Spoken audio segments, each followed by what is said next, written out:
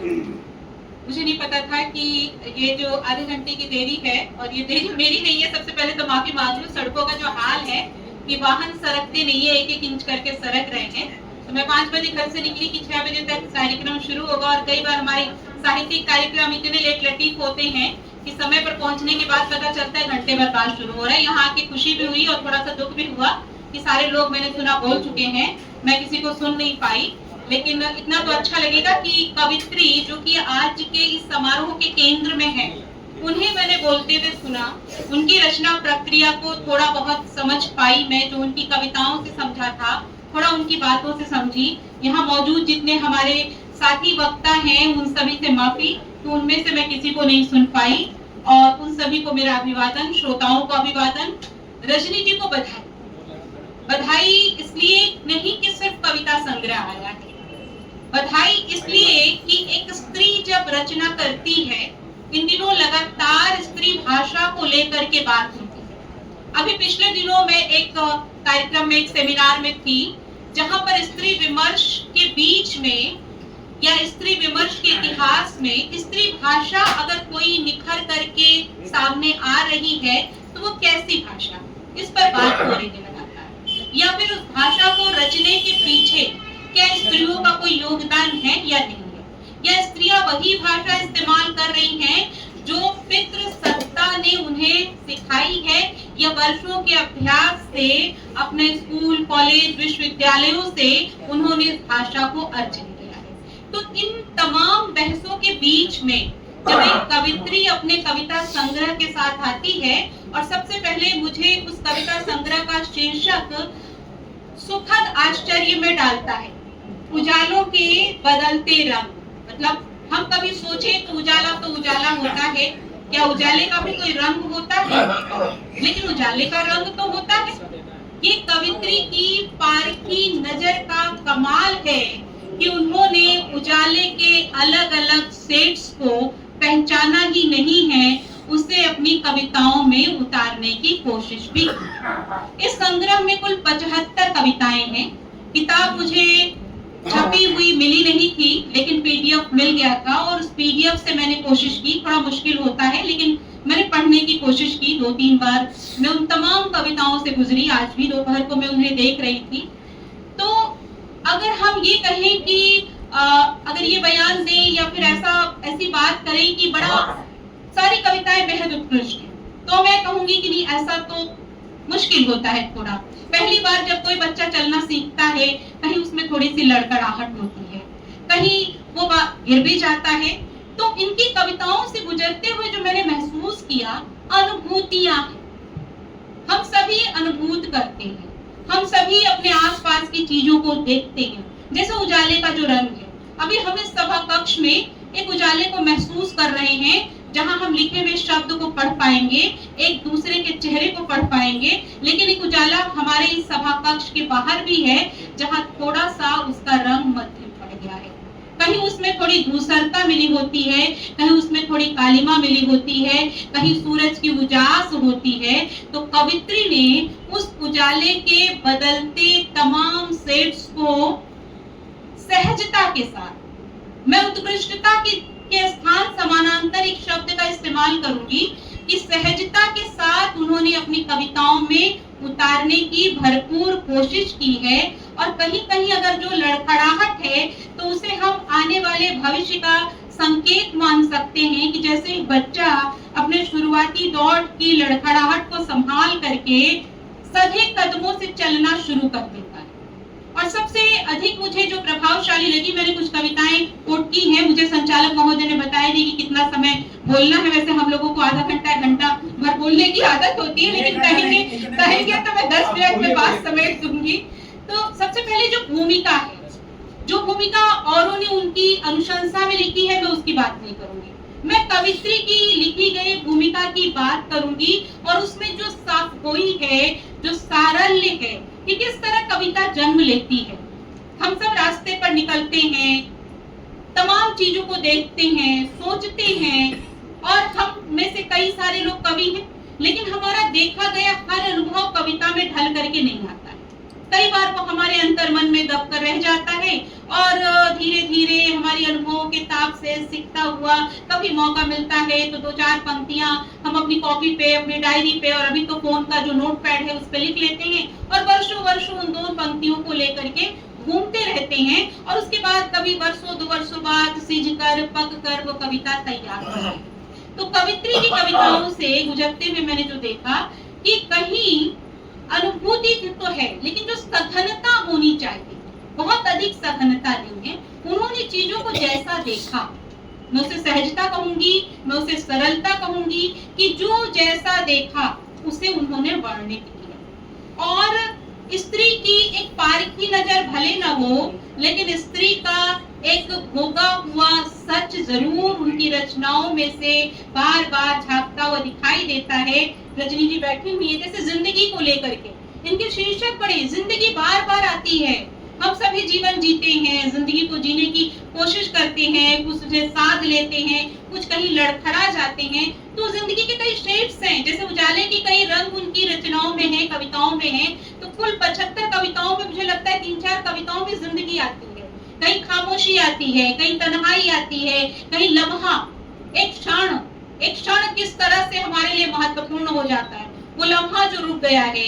कहीं संघर्ष है, कहीं पर जद्दोजहद से उठ करके बाहर निकलने की जो सांस लेने भर की जो जगह होती वो कवित्री ढूंढ लेती है। और कुछ प्रयोग उन्होंने किए हैं, 2-1 प्रयोगों ने मेरा ध्यान खींचा। एक कविता को पढ़ते हुए मुझे एक शब्द बंद मिला, टोकरी पर हिम्मत। मतलब हिम्मत जो होती है, टोकरी भर हिम्मत। सब कुछ है, मुश्किलें हैं, हम सबके पास हैं। कवियों की मुश्किलें थोड़ी ज्यादा होती हैं। क्यों? क्योंकि उसकी मुश्किलें सिर्फ उसकी मुश्किलें नहीं होती हैं, उन तमाम लोगों की मुश्किलों से, उनके दुखों से, उनकी चुनौतियों से जुड़ जाती हैं, जो उनके रचना संसार, जीवन संसार के दायरे में शामिल हो जाती है। और उन तमाम मुश्किलों से निपटने के लिए क्या है? कोई टूल, कोई औजार नहीं है, वह है टोकरी भर हिम्मत। जो एक हमें सूत्र वाक्य मिलता है लगातार आगे बढ़ते हुए, पढ़ते हुए, मन के हारे हार है, मन के जीते जीत। तो उस मन की जीत में भी क्या शामिल होता है? वही शामिल होता है आपकी हिम्मत। और वही हिम्मत कवित्री की कविताओं में दिखाई देती। अच्छा, अनन्यता भी है, तन्मयता भी है। मैं भूमिका की बात कर रही थी, फिर मैं कविताओं की ओर चली गई कि किस तरह से एक बालकनी में रखा हुआ सामान, थोड़े से पौधे, एक मंदिर, उस परिवार से काट करके एक लड़की को उस बालकनी में बैठा देता है। और जिस तरह से पौधे बढ़ते हैं, उसी तरह से कवित्री के मन में कविताओं का बीजांकुर पनपता है, धीरे धीरे बढ़ता है। आसपास से खाद पानी मिलता है, प्रोत्साहन मिलती है, माँ से हिम्मत मिलती है। प्रथम गुरु हम माँ को मानते हैं, और अभी शायद माँ के प्रति आभार व्यक्त कर रही थी रजनी जी। तो किस तरह से माई अगर चाहे तो बेटियों को कहीं भी ले जा सकती है, किसी भी आसमान को छूने के लायक बना सकती हैं। और मुझे प्रसन्नता है कि रजनी जी ने जिस सहृदयता के साथ माँ के आभार को स्वीकार किया, तो माएँ भी एक जमाने में जरूर लिखा होगा, आपकी माँ भी जरूर एक जमाने में लिखा करती होंगी, और कहीं डायरी में शायद उनकी कविताएं छप नहीं पाई होंगी या उनकी डायरी तक पहुंच नहीं पाई होंगी। तो ऐसी माओं को बड़ी खुशी होती है, उनका बड़ा हौसला बढ़ता है, और उसी हौसले के साथ वो अपनी बेटियों की हिम्मत बढ़ाती है। मैं अपनी कविताओं के हवाले से 2-4 बात रखना चाहूंगी जो मैंने पढ़ते हुए नोट की है। जैसे एक कुछ सूक्तियां उनकी कविताओं में, कुछ सूत्र वाक्य मिलते हैं। एक लंबी कविता से गुजरते हुए 2 पंक्तियां मेरे दिमाग को उन 2 पंक्तियों ने छुआ और मैंने उन्हें नोट किया। कुत्ता इंसान को पहचान लेता है, पर इंसान को नहीं समझ सकता। आप देखिए कि ये है, अब इसको हम कई बार बोलते हैं, कई बार हम कहते हैं आपसी बातचीत में, संवाद में, लेकिन वही संवाद जब कविता में शामिल हो जाता है तो वह अधिक महत्वपूर्ण हो जाता है, वो अधिक आपके ध्यान को आकर्षित करता है। तो ये समझ उनमें है। संघर्ष को लेकर के इनकी एक कविता है जिसमें वो कहते हैं कि संघर्ष को हम छोटा नहीं कर सकते। एक रोटी की कविता है, रोटी को लेकर के कि रोटी किस तरह से उनकी भूख, बड़ी साधारण सी कविता है, लेकिन साधारण सी कविता किस तरह से आपको एक असाधारण व्यक्तित्व में बदल देती है, और पाठक भी उससे कैसे रिलेट करते हैं। मुझे प्रेम है रोटी से, रोटी से मुझे प्रेम है। आप कहिए कि ये उनकी शैली है कि पहली पंक्ति में जब उन्होंने कह दिया कि मुझे प्रेम है रोटी से, तो दूसरी पंक्ति में उन्हें दोहराने की जरूरत नहीं थी, रोटी से मुझे प्रेम है। लेकिन कई बार हम अपनी बात को ज्यादा भरोसे के साथ कहने के लिए, ज्यादा बलपूर्वक कहने के लिए उसे दोहराते, और यहाँ पर इस दोहराव में यह बात भी निकल करके सामने आती है कि जिस सच को उन्होंने महसूस किया है, कई बार हम बहुत सारी चीजों को महसूस करते हैं लेकिन उसे कहने की हिम्मत हमें नहीं होती, कहने का साहस नहीं होता है। आप देखिए कि जब हम भूख की बात करते हैं तो भूख के साथ एक और रोटी आती है, दूसरी ओर 56 भोग से सजी हुई थाली आती है। अब ये कवि का चयन होता है कि वो किसका चयन करेगा। भूख तो रोटी से ही मिटती है और भूख में चने भी जलेबी ही लगते हैं, हमने बचपन से कहानियां पढ़ी है।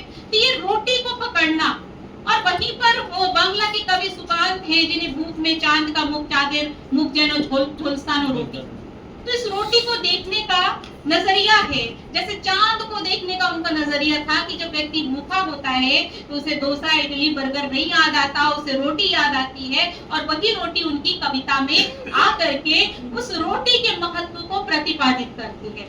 अब संघर्ष को लेकर के उनकी कविता की कुछ पंक्तियां मैं पढ़ना चाहूंगी। सफर कैसे भी करें, संघर्ष निश्चित है। आज की जमात के लिए, आज की युवा पीढ़ी के लिए ये संघर्ष बहुत जरूरी है, क्योंकि हमने शॉर्टकट खोज लिए हैं। हमें हमेशा छोटा रास्ता, शॉर्टकट बहुत पसंद होता है। कैसे आसानी से चीजों को हासिल कर लें, कैसे संघर्ष की आंच में तपने की जरूरत नहीं हो। अब आंच है तो तपाएगी, जलाएगी, आपके चेहरे को बेनूर बनाएगी, लेकिन संघर्ष कैसे जिंदगी को अर्थवान बनाता है, कवि को परिपक्व बनाता है और मनुष्य को अधिक मनुष्य बनाता है। सफर कैसे भी करें, संघर्ष निश्चित है। संघर्ष को कम किया जा सकता है, संघर्ष से लड़ा जा सकता है, पर बिल्कुल खत्म नहीं किया जा सकता। मनुष्य का जीवन यात्रा में है, संघर्ष को मधुर बनाने में है, जिंदगी को धैर्य पूर्वक स्वीकारने में है। तो यहाँ से दो सूत्र निकल के आते हैं। एक सूत्र है संघर्ष का, दूसरा सूत्र है जीवन को सुंदर बनाने का, और एक तीसरा सूत्र भी अगर मैं निकालूं तो धैर्य का है। तो ये छोटे छोटी सूक्तियां, ये छोटे छोटे सूत्र उनके जीवनानुभवों के साथ आते हैं। कहीं पर वह एक आराम से छुट्टी के दिन का वर्णन करती हैं और विस्तार से उस दिन को अपनी लेखनी से उतारते हुए कैसे एक एक लम्हा छुट्टी के दिन का महत्वपूर्ण होता है, कैसे हम उसे बिताते हैं कॉफी की घूंट के साथ, चाय की घूंट के साथ, अखबारों को पढ़ते हुए। और वहां पर कई भाषाई प्रयोग करने की उन्होंने कोशिश की है, जहां पर एक बात चूक भी, जैसे रोज पाक घर भी चकमकाई।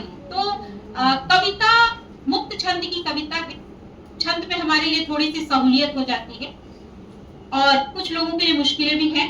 जिन्हें छंद का ज्ञान नहीं है उनके लिए बड़ी मुश्किलें हैं। मात्राओं को गिनो, कहां पर क्या करो। हमारे एक बड़े कवि हुए हिंदी साहित्य के, जिन्होंने बहुत कुछ लिखा, लेकिन कह दिया गया कि उन्होंने सिर्फ तुकबंदी ही की।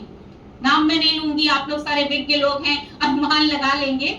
तो लेकिन फिर भी तुकबंदी थोड़ा सा आपका रास्ता आसान कर देती है। आपको पता चल जाता है मीटर क्या है, मात्रा क्या है, कैसे शब्द रखना है। लेकिन जहां पर ये मुक्त बहने का प्रवाह होता है, वहां थोड़ा सा धारा से अलग निकल जाने का खतरा भी होता है। तो मुक्त होते हुए भी उन्होंने कहीं कहीं अपनी कविताओं में तुकांत बनाने की जहां कोशिश की है, वहां एक आध बार मुझे ऐसे मिले प्रयोग कि जहां थोड़ी सी जिस लड़खड़ाहट की बात मैंने की थी, कई प्रूफ की गलतियां भी मिली, जो लाजिम है कि मेरे पास सेकंड प्रूफ भेजा गया था। अगर जब किताब छपकर अगर आई है और मुझे देखने को मिलेगी तो शायद उसमें ये सारी गलतियां नहीं। तो इन सारी बातों के को मैं विराम देती हुई, मैंने घड़ी देख ली है, विराम देती हुई मैं कवित्री को मुबारकबाद देती हूँ फिर से, और उन्हें हौसला देती हूँ कि अपनी टोकरी भर हिम्मत में और बहुत सारे लोगों की मुट्ठी भर हिम्मत को शामिल करें, हौसलों को शामिल करें, और अपनी काव्य यात्रा में यूं ही निरंतर आगे बढ़ते रहें, और आपके और भी काव्य संग्रह आए जिन पर बात हो, चर्चा हो। आपको बहुत बहुत शुभकामनाएं, और मुझे यहाँ आमंत्रित करने के लिए, सुनने के लिए आप सबका हृदय से आभार।